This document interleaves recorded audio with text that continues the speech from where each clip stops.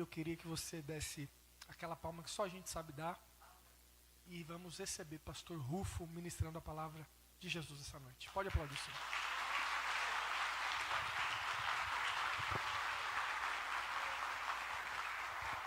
Glória a Deus. Saúde essa linda igreja com a paz do Senhor, amém? Quem está feliz com Jesus aí? Glória a Deus. Estou muito feliz de estar aqui. E como o pastor Mag já falou aqui, eu pedi para vir aqui, irmão. Estou enchendo ele faz tempo já. E eu trago uma saudação da ADW Church, Assembleia de Deus Washington DC, a todos os irmãos brasileiros que estão tentando a vida lá nos Estados Unidos. 90% da igreja que eu pastoreio são brasileiros indocumentados na América, que hoje estão ainda um pouco mais confusos, não sabem se esperam para ver o que vai ser desse novo governo, ou se acabam com o sonho americano e voltam para cá. Mas apesar de todas as confusões que o imigrante vive, nós estamos lá, pregando a palavra de Deus, ganhando alma para Jesus, e eu prometi a eles que traria um abraço. E quero pedir aos irmãos que quando vocês orassem, orem pelos brasileiros na América, porque Deus tem feito um grande mover naquele lugar. Os irmãos recebem a paz da igreja que eu pastoreio, digam amém. Trago também um abraço da minha esposa, a pastora Grazi Viana. Grazi Souza, que é muito fã deste casal aqui, muito amiga da pastora Fernanda, e também das minhas 3 filhas, a Isabela, a Mariana e a Ana Luísa. Os irmãos recebem um abraço da minha família. Quero ser grato a Deus pela vida do pastor Mag e da pastora Fernanda, e é uma grande honra para mim estar aqui, e eu amo esta igreja, amo este ministério, tenho a alegria de ser fã de todos eles. Sou amigo também do pastor Peterson, pastor Elterson, e tenho a ousadia de falar que sou amigo do pastor Adelino. Quando ele vai lá nos Estados Unidos, eu saio da minha casa e vou aonde ele estiver. Eu falo, não, eu preciso dar um abraço no senhor aqui. Quero agradecer a Deus pela grande recepção. O irmão Wesley me recebeu lá na porta. A gente na América fica tentando entender o que é excelência. Nós temos que vir para cá, irmão, fazer um intercâmbio ao contrário, vir para cá. Também feliz de ver Caetano, grande músico, homem de Deus, abençoado, estou feliz de te ver aqui. Amém? E quero agradecer ao Gabriel, que é o... Só para quem sabe inglês essa, tá? Posso fazer? É o meu Toretto 200 pounds. Ele que me trouxe, irmão. Eu estava com o carro quebrou no meio do caminho. Liguei para ele, falei, vem aqui me buscar. Ele veio. Isso é uma bênção, Gabriel. Deus te abençoe. Profeta de Deus, pregador da palavra. E está aqui para anotar os meus erros. É bom pregar na igreja que tem bom pastor, porque no culto de ensino o pastor Mag vai consertar tudo que eu fizer de errado aqui e vai dar certo em nome de Jesus. Amém? Para não cansar os irmãos, aproveitando que vocês estão em pés, abra sua Bíblia em João capítulo 9. Eu vou ler somente 3 versículos. João capítulo de número 9. João, que é um dos discípulos de Jesus, e um discípulo interessante, né? Que ele sempre, quando vai falar de si, ele faz um adendo, né? Ele fala, João, que sou eu, aquele que Jesus amava. Eu gosto muito da autoconfiança que João transcreve nas Escrituras. E foi ele que escreveu este lindo texto, que diz assim, ao passar, Jesus viu um cego de nascença. Seus discípulos lhe perguntaram, mestre, quem foi que pecou? Este homem ou seus pais, para que ele nascesse cego? E disse Jesus, nem ele, nem os seus pais pecaram, mas isto aconteceu, para que a obra de Deus se manifestasse na vida dele. Pai, no nome de Jesus, quero ser grato a Ti, Senhor, por estar aqui, nesta linda igreja, e falando ao Teu povo. Senhor, essas pessoas estão aqui, com certeza não vieram para me ver, eles vieram aqui, Senhor, para prestar um culto ao Senhor. E o Senhor, como é um Deus bondoso, nos alimenta da Tua palavra. Senhor, eis-me aqui, Senhor, para fazer a Tua vontade. Apesar de mim, Senhor, usa-me nesta noite. Senhor, eu Te louvo, Pai, porque no meio de 8 bilhões de pessoas, o Senhor quis que hoje eu estivesse aqui. Senhor, eu quero ser um instrumento afinado pelas tuas mãos. E que ao menos uma pessoa, Senhor, saia daqui tocada por esta palavra na noite de hoje. Eu te louvo, Senhor, e te agradeço, em nome de Jesus. Quem concorda comigo, diga amém. Tome seu assento, adorando e bendizendo o nome de Jesus.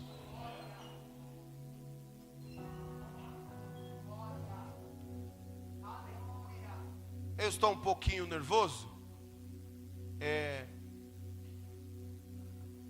porque quando já é a segunda vez que eu venho ao Brasil, e tem um teste que nós fazemos lá nos Estados Unidos. Se uma mensagem deu certo lá, que o povo é gelado, aqui no Brasil vai dar muito certo.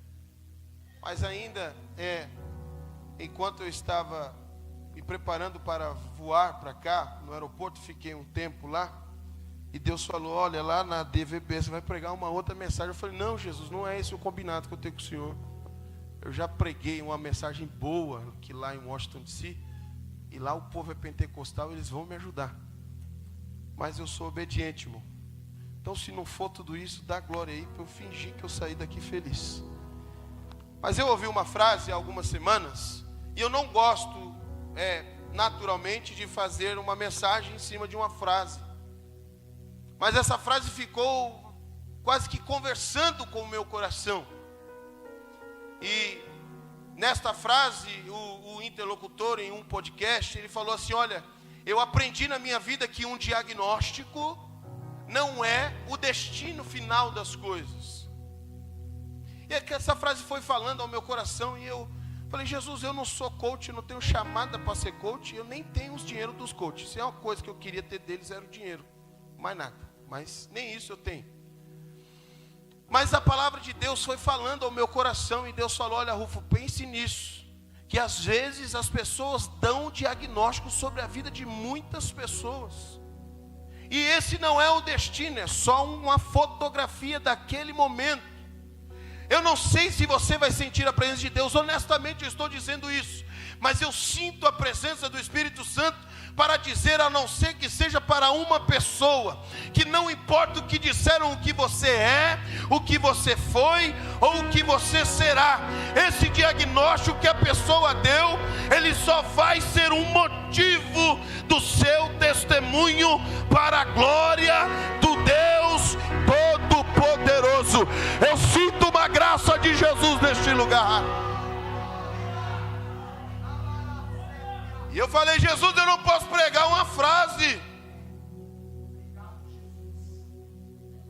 E eu fiquei lendo a Bíblia, e me deparei aqui no capítulo 9 de João. E a Bíblia fala que este homem era um cego de nascença. Esse diagnóstico não é só um diagnóstico qualquer. E eu gostaria que você tentasse entender a minha linha de pensamento. Nós valorizamos tudo que Deus nos dá. Mas eu não sei você, mas eu particularmente, às vezes eu esqueço de orar e agradecer a Deus. Obrigado porque eu enxergo. Obrigado, Senhor, porque eu respiro, eu sinto o cheiro das coisas. Obrigado porque eu posso levantar, eu posso andar, eu posso caminhar. Obrigado, Jesus, pelas coisas mais simples da vida. Mas hoje a ciência está se multiplicando, como diz a palavra de Deus. Hoje os homens conseguem colocar lá no chat GPT, em alguns segundos tem 1 milhão de informações disponíveis. Mas nenhum homem consegue explicar como é que se forma ossos dentro do ventre de uma mulher. As coisas mais simples revelam o poder, a glória e a majestade de Deus. Será que você pode adorar a Jesus pela majestade dele? Ele está neste lugar, eu sinto ele aqui. Aleluia. Nascer cego não é um diagnóstico simples. É diferente de você estar com os olhos irritados, ir a um oftalmologista e ele dizer, olha, você está com conjuntivite. Você vai limpar ali com água e de 20 dias está tudo resolvido. Não, a criança nasceu cega.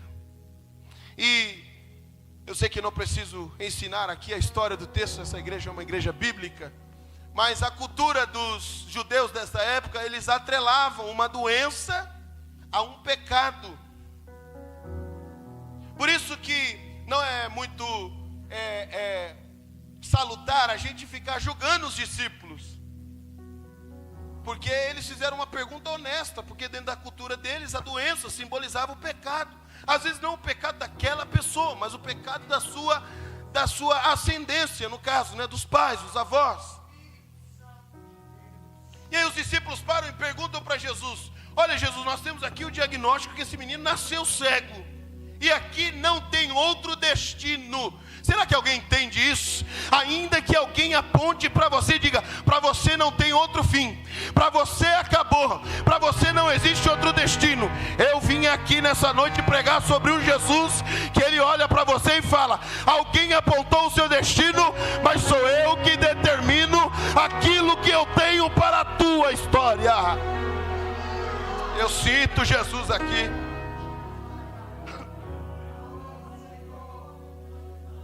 E Jesus diz: esse menino não foi ele que pecou e nem os pais. Essa doença existe. Eu sinto Jesus aqui. Essa doença existe para que seja revelada a glória de Deus sobre este menino. Deixa eu pregar para uma ou duas ou três pessoas aqui nessa noite. A doença foi para revelar a glória de Deus. Este tempo difícil que você está passando, ele não vai te matar. Esse tempo difícil que você está passando não é o teu fim. Eu venho aqui nesta noite como um profeta de Deus para dizer que este tempo da dificuldade, ele existe para que o nome de Deus seja glorificado. Será que eu encontro dois ou três para adorar a Jesus nessa noite? Eu aprendi que quando nós adoramos a Deus, a vitória vem. Quando nós adoramos a Deus, Ele trabalha por você. Em nome de Jesus, adore a Ele.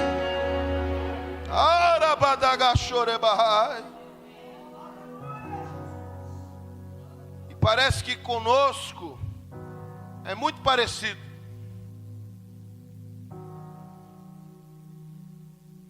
Às vezes as pessoas olham para nós e eles dão diagnósticos por conta da realidade que eles estão vendo. Eu sou um menino criado lá em Diadema. 80% dos meus amigos estão mortos ou presos. E alguns dos meus vizinhos olhavam eu jogando bola, conversando com os meus amigos. E muitos dos meus vizinhos falaram: olha, o diagnóstico do Rufo é que ele vai ser igual a todos eles. E eu sou de uma parte de Diadema de que nas últimas 3 décadas o diagnóstico é o mesmo.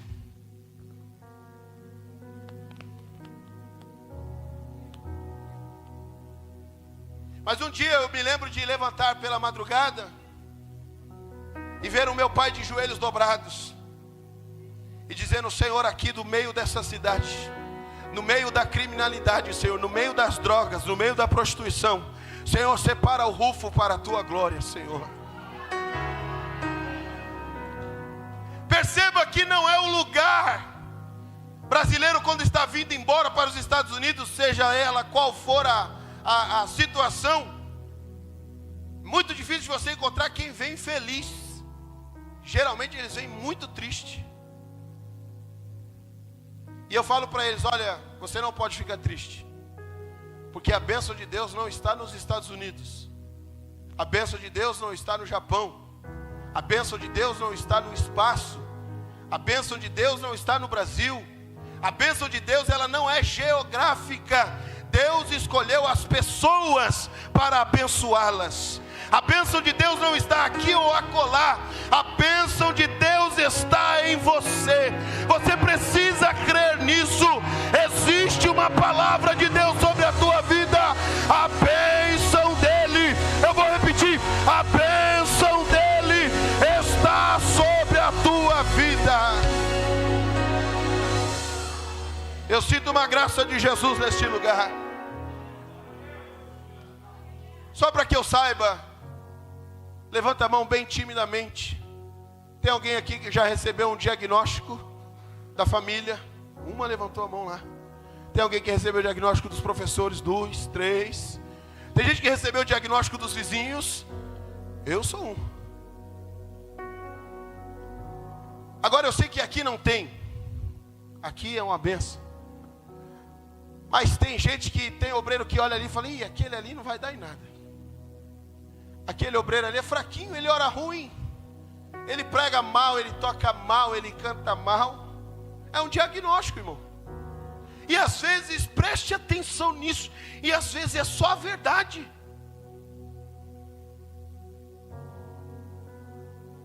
Mas eu cansei de ver gente que não orava bem, gente que não falava bem, gente que não cantava bem, mas quando abria a boca, a unção de Deus descia. O diagnóstico era uma coisa, mas o propósito de Deus era outra. Eu venho pregar para você nesta noite: o diagnóstico de hoje, ele não é o seu destino. Em nome de Jesus, pelo amor de Deus, adore a Ele, pois Ele está neste lugar. Isso, se você puder, adore a Deus. Eu prometo que eu vou entregar o microfone no tempo, mas eu quero te ver adorar a Deus. Eu creio muito que enquanto a igreja adora, tem vitória de Deus para a tua vida, tem vitória de Deus para a tua casa. Eu declaro sobre a tua vida janelas e portas abertas. Eu declaro sobre a tua vida que esse diagnóstico não vai se concretizar. O que vai dar certo é o propósito de Deus. Aleluia. Eu sinto a presença de Jesus aqui.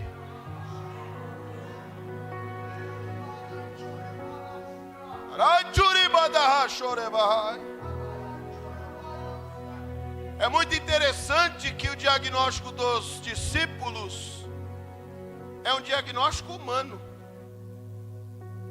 E o diagnóstico humano é interessante. Jesus, uma vez, ele pega e fala uma coisa que também é muito interessante. Jesus, conversando com os discípulos, ele fala assim: olha, vocês estão falando muito, vocês estão mirabolando muita coisa, vocês não podem acrescentar 1 metro na vida de vocês estão falando o quê? Eu sei que aqui não está sendo gravado, pastor, então não posso falar mal dos crentes. Os crentes da minha igreja são uma bênção. Se não estivesse sendo gravado, eu ia falar mal deles. Aqui eu sei que não tem isso. Mas tem crente que às vezes ele quer ensinar a Deus como Deus vai abençoar a vida dele. Quer ver um tempo que a gente acha que é professor de Deus? É o tempo difícil. A gente dobra o joelho no chão. E eu sei, não é fácil, irmão. O tempo difícil já é difícil. O nome dele já é difícil porque é difícil. Mas a gente começa: Jesus, se o Senhor mudasse, Senhor. Se o Senhor mudasse o meu quadro, Jesus. Se o Senhor fizesse isso. Se o Senhor fizesse aquilo. Não, Senhor, se o Senhor me desse tanto de dinheiro, isso aqui estava resolvido. Jesus, se o Senhor me desse isso daqui, estava resolvido. Depois que eu li esta palavra, eu assumi um compromisso com Deus. Falei: Deus, a partir de hoje, quando os tempos difíceis estiverem sobre a minha vida, eu vou dizer: Senhor, usa esse tempo para que o teu nome seja glorificado. Senhor, usa essa dificuldade para que as pessoas saibam que o Senhor é Deus. Senhor, usa essa doença para que as pessoas possam glorificar o teu nome. Senhor, usa esse sacrifício que eu estou passando para que pessoas se convertam ao Senhor. Use este tempo difícil para que o teu nome seja glorificado.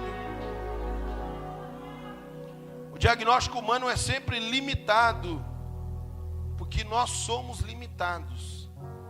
Alguns seres humanos veem ET assim, igual o Caetano, que é gênio musical. Mas nós somos todos limitados. E o diagnóstico não pode ser paradoxal, não pode ser eterno, porque nós somos limitados. Os discípulos perguntam para Jesus se aquela cegueira era o resultado de um pecado. Muitas vezes o ser humano tenta explicar os problemas da vida com a lógica que nós temos, que é limitada. Escute isso.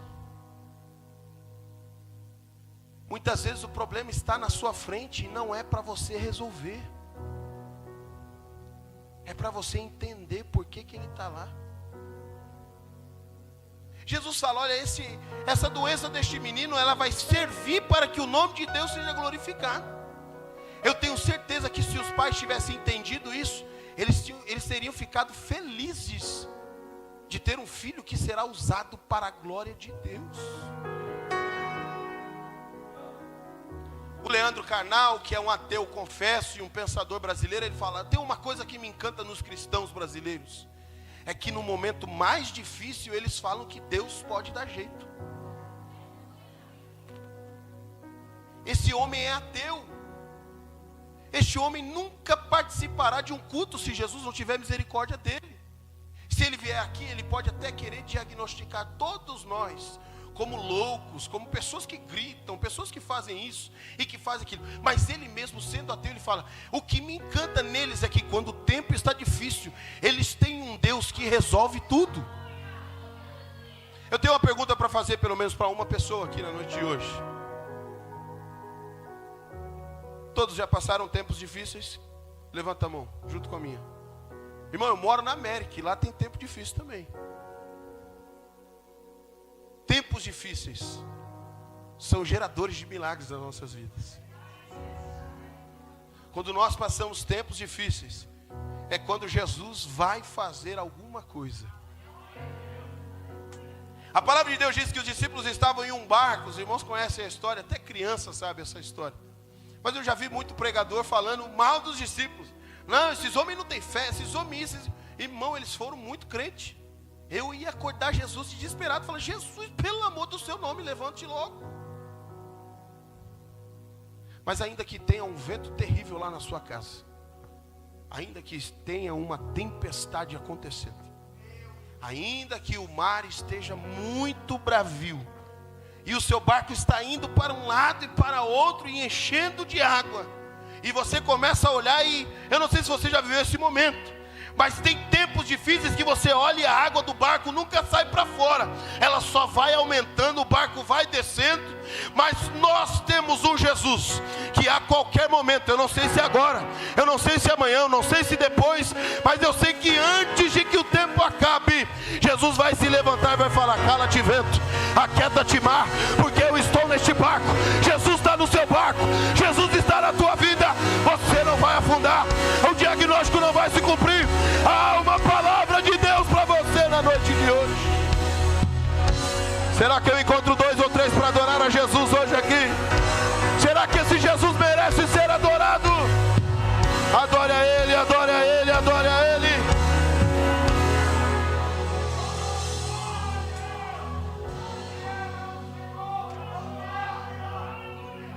Muitas vezes o mundo quer nos dizer até onde vai a nossa fé.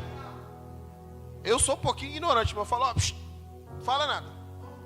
Você nem serve Jesus, você quer ensinar Jesus como trabalhar? O pastor Mag sabe disso. Meu pai morou na América 3 anos, dos quais 5 meses ele ficou internado. E eu recebi uma ligação um dia, 8 horas da manhã, falou, pastor, seu pai caiu na obra. Eu falei, deve ter quebrado um braço, uma perna. Leva para o hospital, depois eu vou lá buscar ele. Deus sim, falou, tá bom pastor, nós vamos dar um jeito aqui. Desligaram. Deu 3 minutos, me ligou de novo. E crente ligando 7h30 da manhã, irmão, não é muito bom receber essa ligação. Aí eu falei, que crente chato. Falei, fala irmão, o que aconteceu? Ele, pastor, eu acho que é um pouquinho mais grave. Aí eu falei, Jesus, o que será? Falei, meu pai morreu? Ele falou, ainda não pastor, mas parece que ele bateu a cabeça. Eu cheguei no hospital, irmãos, olhei a tela do computador, mandei a foto para um amigo meu, o Rômulo, que é médico. Falei, não mente para mim, fala aqui o que está dizendo esse computador aí. Ele falou, quem é? Eu falei, não interessa, fala para mim o que o computador está dizendo. Ele falou, Rufo, eu não sei quem é, mas essa pessoa, se tirar esse aparelho aí, ele está morto, porque ele está respirando 100% pelos aparelhos. E eu olhei o meu pai, peguei na mão dele, fui no ouvido esquerdo, e falei, pai, aqui é o Rufo, tudo bem? Pai, eu quero que o senhor aperte a minha mão. só para eu tranquilizar a mãe, porque o senhor caiu no trabalho, eu estou aqui. Vai dar tudo certo, pai. E fiquei com a mão lá. Aí eu falei, talvez deve ter batido o lado esquerdo do rosto. Vou lá para o lado direito. Fui para o lado direito, coloquei a mão na mão dele. Pai, aqui é o Rufo. Pai, por favor, aperta minha mão para tranquilizar a mãe. E meu pai não apertou a minha mão. Aí eu me levantei, olhei o corpo do meu pai. Coloquei o dedo no nariz, não tinha nada. Apertei o peito dele assim um pouquinho, sem o médico ver, não tinha sinal de nada. E aí eu comecei a olhar e falei, Jesus, o que está acontecendo? E aí eu comecei a chorar. Eu falei, meu pai morreu. E eu comecei a pensar, falei, Jesus, e agora? Vou ter que segurar minha mãe nos Estados Unidos, o que eu vou fazer com meu irmão? Agora que meu pai morreu, eu sou um homem na casa. Jesus, e agora o que eu faço? Eu falei, nós temos uma solução. Quando a gente não tem para onde ir, o crente ainda tem uma solução. Eu falei, vou orar. Coloquei a mão em cima do meu pai e falei, Senhor, se agora é a hora que o Senhor escolheu para que meu pai fosse levado pelo Senhor, Deus, eu quero te agradecer por todos os dias que eu li a Bíblia com meu pai, por todos os dias que eu orei com meu pai, Senhor, por todos os dias que eu convivi com este santo homem de Deus. Mas Senhor, se o Senhor pudesse, Senhor, ouvir o meu coração, me deixa ler a Bíblia uma vez mais com meu pai. Me deixa, Senhor Deus, falar do Senhor com meu pai uma vez mais. Mas todavia, Jesus, não seja feita a minha vontade, mas a tua vontade. Eu vim hoje da cidade de Sorocaba, e quando eu vi o meu pai, eu me lembrei dessa oração. O meu pai está de pé, andando, falando, ouvindo, porque o diagnóstico era de morte, mas o destino de Deus era vida. Eu creio em milagre, eu creio na palavra de Deus, eu creio no poder do Espírito, eu creio na ação dele.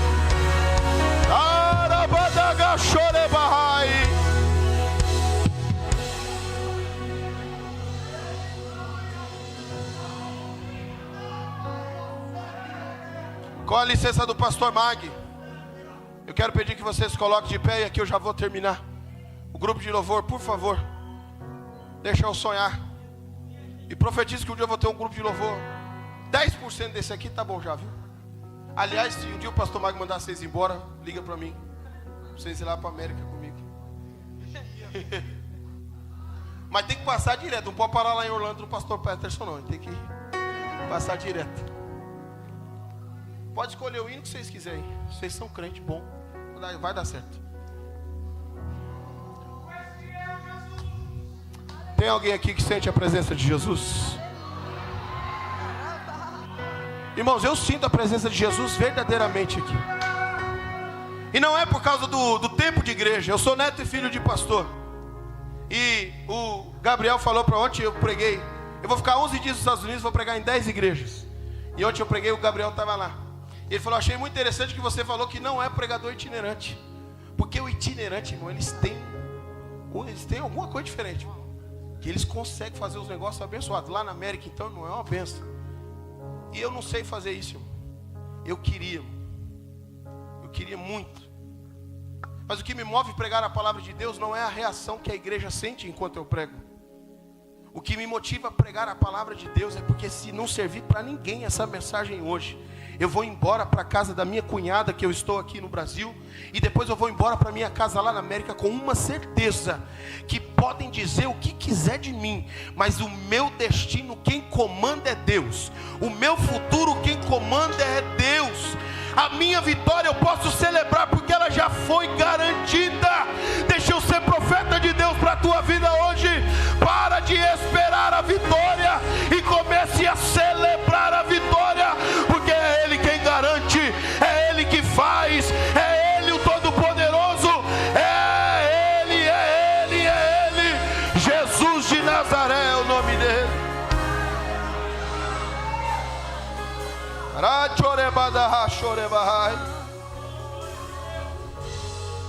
Não importa o diagnóstico, não importa.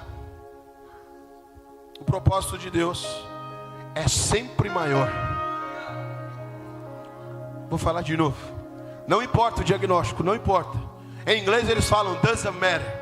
Quando eles querem enfatizar, eles falam doesn't really matter. Não, realmente não importa. Não importa o diagnóstico. Eu não sei como você chegou aqui na noite de hoje. Eu tenho certeza que tem muitas pessoas que o pastor Mag não sabe como chegou aqui hoje.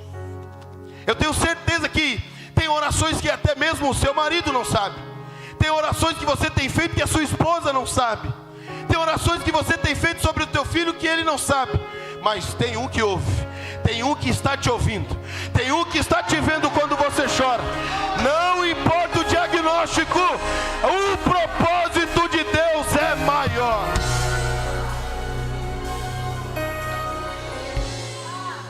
E quando o milagre acontece, é quando nós obedecemos.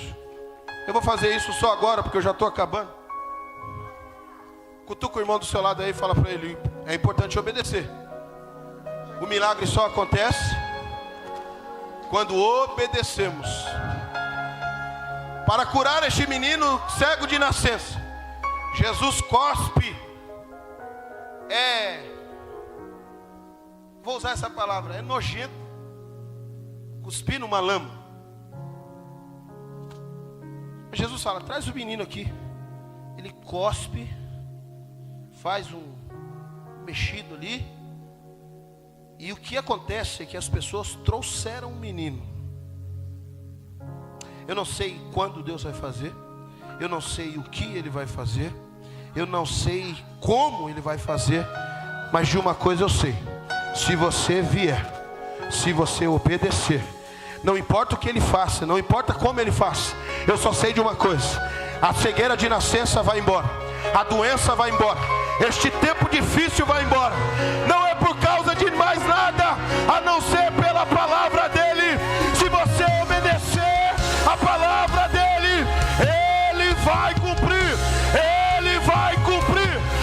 Ele vai cumprir. Tem alguém que tem promessa de Deus aqui nessa noite? Eu quero dizer para você: Ele vai cumprir. Ele vai cumprir. Eu sinto Jesus aqui nesta noite.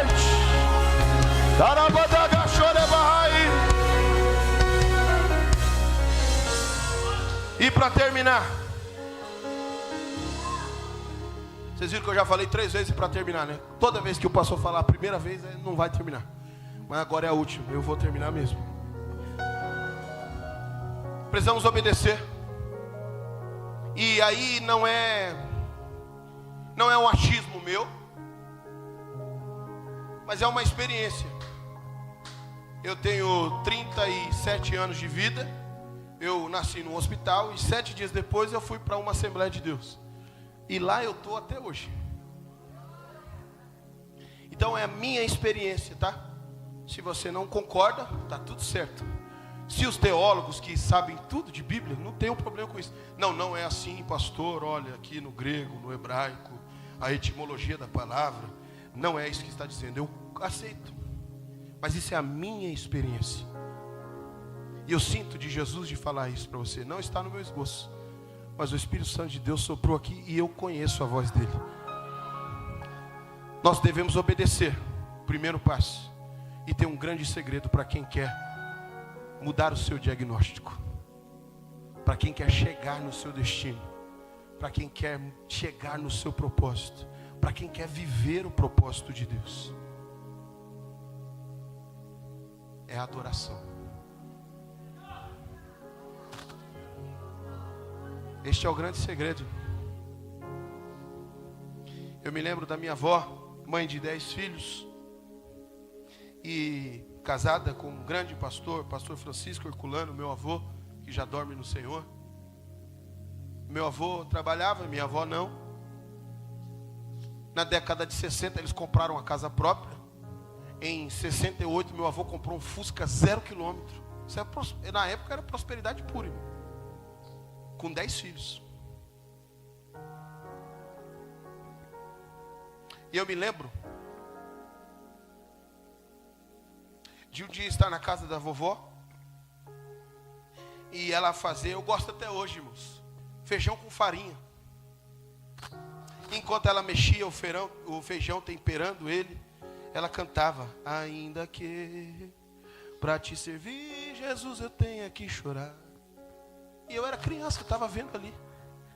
E quando a minha avó colocou o prato, colocou só feijão. Eu, criança, falei: vó, cadê o arroz?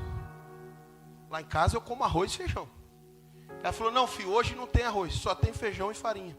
Come que você vai gostar. Não tinha carne.